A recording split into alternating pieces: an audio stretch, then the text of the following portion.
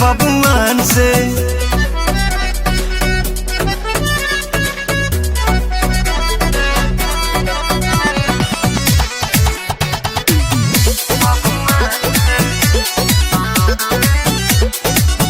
और काटा के दम पर दुपट्टा पकड़ के करेला प्यार काहे जबरी रगड़ के।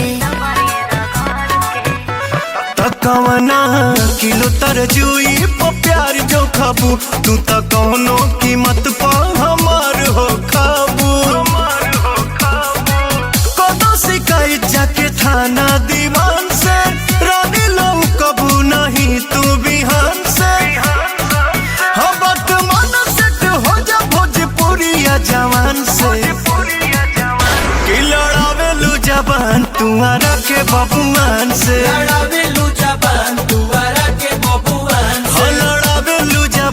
तुम्हारा के बबुआन से।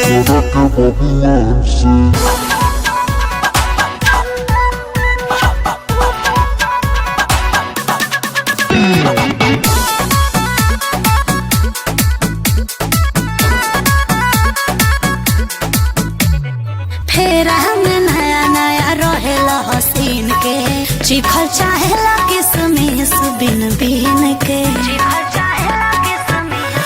सुगनी सबो में एगो बाड़ू सुपर क्लास पाइप तो हके तक दे हम खेला खलास।